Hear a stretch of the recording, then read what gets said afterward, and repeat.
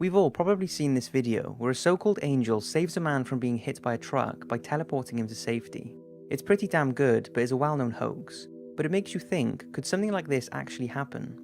Although it sounds hard to believe, there are too many stories going around of people claiming to have travelled back and forth in time to be ignored.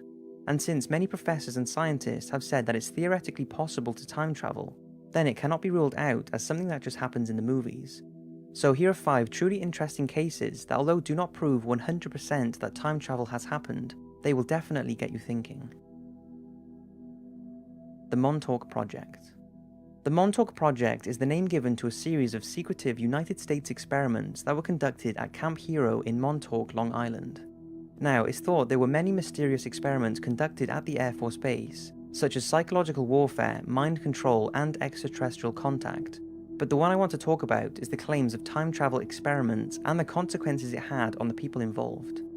The project first started in 1943, not at Camp Hero but in Philadelphia, where an attempt to create technology that would allow military vessels to become invisible was being worked on.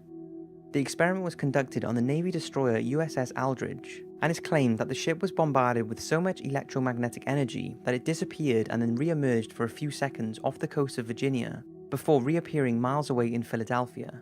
The consequences of this experiment were tragic because, despite the ship itself being undamaged, rumour is that some crew members had died and were found fused to the metal parts of the ship.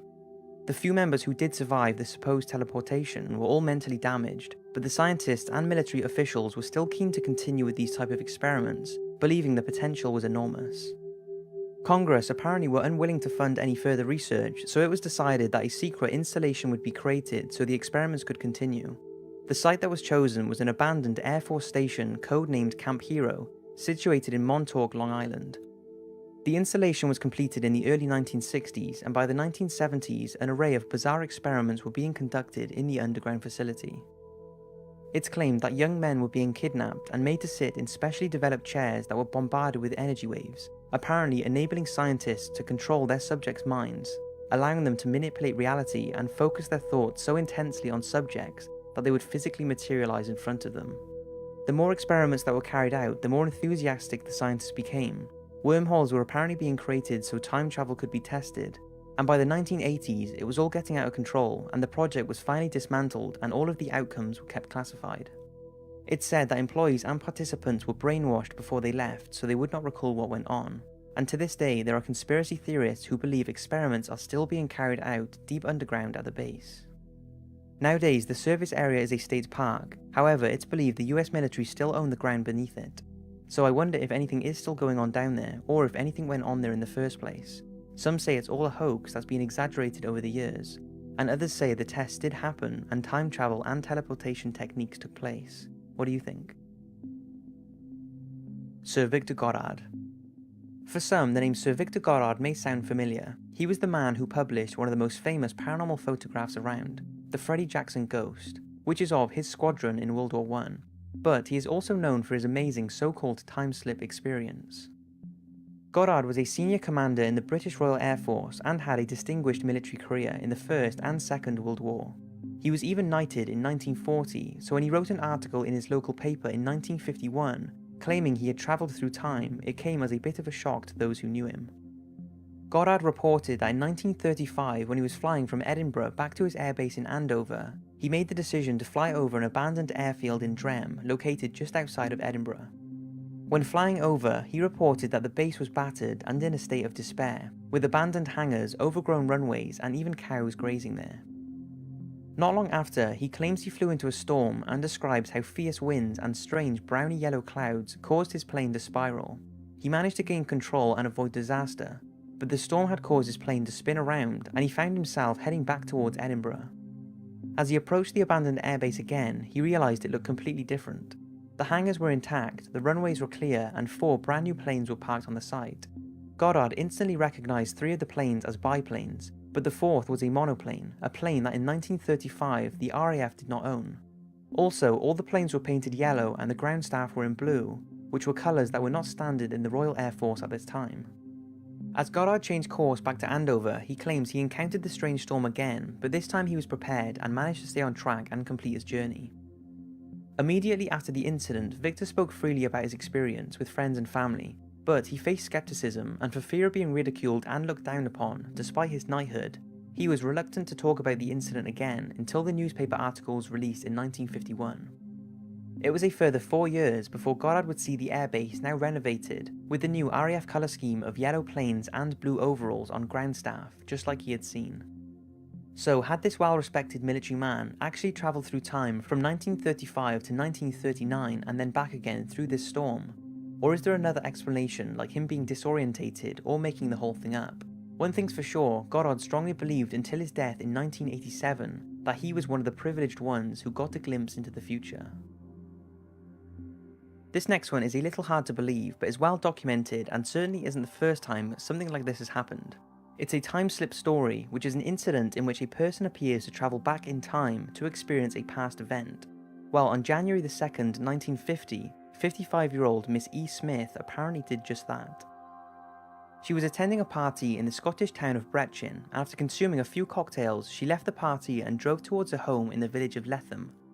Driving conditions were not great, as it was pitch black and a mixture of snow and rain made it an unpleasant journey, and after driving around 2 miles, her car skidded off the road and ended up in a ditch. Miss Smith was unharmed, but had no way of contacting anyone, so she had no choice but to walk home.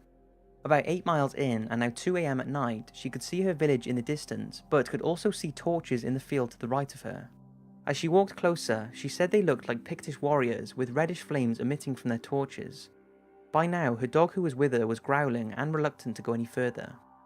After watching for several minutes in amazement at what these men were doing in the field at 2 AM, Miss Smith said they were turning over bodies on the floor looking for their own dead.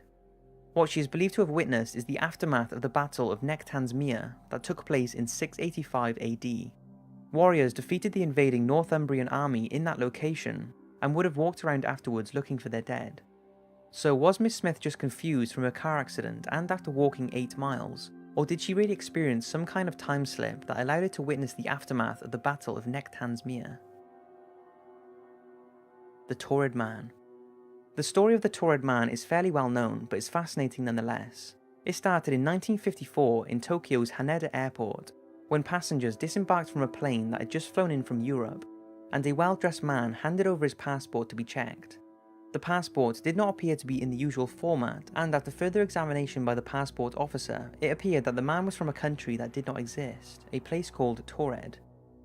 After being questioned by officials, the mystery man explained that he was a frequent traveller and had flown to Japan on several occasions for business, and the stamps on his passport proved this. When asked where Taured was, he explained it was a country between France and Spain, and when asked to point to it on the map, he pointed out an area near Andorra, and became distressed when he was unable to find Taured. But things get even stranger. The man produced details of his trip, but when the officials checked with the company on the documents he had, they had no knowledge of him. His hotel reservation was also non-existent, so we have no idea what he was going to do once he left the airport. Confused officials decided to hold him under guard at a nearby hotel while they made further inquiries to figure out what was going on. But by the next morning, the man had disappeared from his guarded room and has never been seen or heard of again. There are a few conflicting stories, but that is the official one that apparently came from the man who checked his passport. So who was this man from Taured? There are many theories, the main one being that he was a time traveller from another dimension or parallel universe, but some say he could have been a con artist with a fake passport, or that the whole thing is made up and never even happened. What do you think? Unlike the Torrid Man case, this next one is not well known. It happened in September 1974 when a man believes he was teleported 200 miles, or 321 kilometers, and lost over 5 hours of time. The unidentified man was traveling alone from San Diego to pick up his wife and son from Alabama to bring them back to their home in California. He drove east to follow what seemed the quickest route on the then State Highway 10, and just before midnight he arrived in Phoenix, Arizona, where he filled his car with fuel. He continued on Highway 10, and after about 5 miles he could see a bright light on the horizon. As he tried to concentrate on his driving, the light became more intense and he found himself staring into it. At this point he felt disorientated and decided to pull off at the next exit. He pulled over and saw a sign for Gila Bend, and realized he was in Gila Bend, Arizona, over 321 kilometers from where he had just filled his car up 10 minutes ago. The man has no recollection of the 321 kilometers or 200 miles he would have had to travel, and also realized he was missing 5 hours and 20 minutes of time, yet his fuel gauge was still showing full. Believing he had zoned out and that the gauge must be faulty, he drove to the nearest gas station and attempted to refuel his car, but it took less than half a gallon before spilling over. To this day, the man has no memory of those missing hours and no explanation for what happened, although he believes the light in the sky could have something to do with it. Is it possible that he just zoned out whilst driving, was somehow teleported through time, or was he abducted and had his memory erased? Since there is not a whole lot of information on this case, I don't know what to make of it, but there are tons of stories of people who have reported similar events, where they have travelled miles without realising it and seem to have lost a few hours, but who knows, what do you think is going on?